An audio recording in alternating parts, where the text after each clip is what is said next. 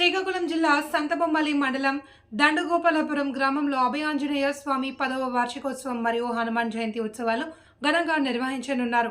June 1 శనివారం నాడు హనుమాన్ జయంతి సందర్భంగా శ్రీ సువర్చలాదేవి సమేత ఆంజనేయ స్వామి వారి కళ్యాణ మహోత్సవం అత్యంత వైభవంగా జరగనుంది. అలాగే మధ్యాహ్నం 12 గంటల నుంచి మహా అన్నప్రసాద వితరణ అన్నదాన కార్యక్రమం నిర్వహించబడుతుంది.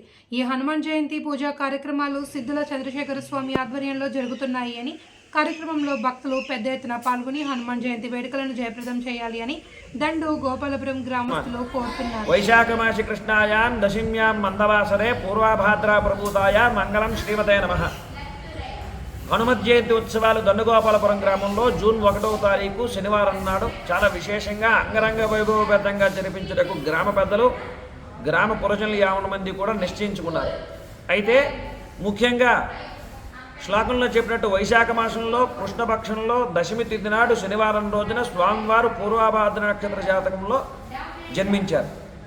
ఈ సంవత్సరం విశేషం ఏంటంటే వైశాఖ మాసం కృష్ణపక్షం దశమి తిథి సరిగ్గా శనివారం నాడు పడడం కూడా చాలా మనందరి అదృష్టం, చాలా విశేషమైనటువంటి పర్వదినం.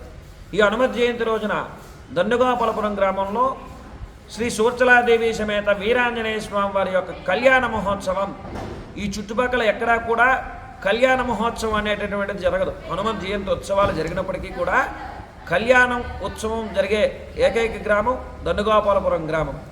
ఆ గ్రామంలో జరిగే హనుమత్ జయంతి ఉత్సవాల్లో కళ్యాణంలో పాల్గొని స్వామివారి యొక్క కళ్యాణ తీర్థ ప్రసాదాలను స్వీకరించి కళ్యాణానంతరం జరిగేటటువంటి మహానారాయణ సేవ అన్న సంతర్పణ కార్యక్రమంలో పాల్గొని అన్నప్రసాదాన్ని స్వీకరించి సదా ఆ సువర్చలాదేవి సమేత వీరాంజనేయ స్వామి వారి యొక్క కృపకు పాత్రలు అవుతారని అందరికీ పేరు పేరున తెలియజేస్తున్నాం.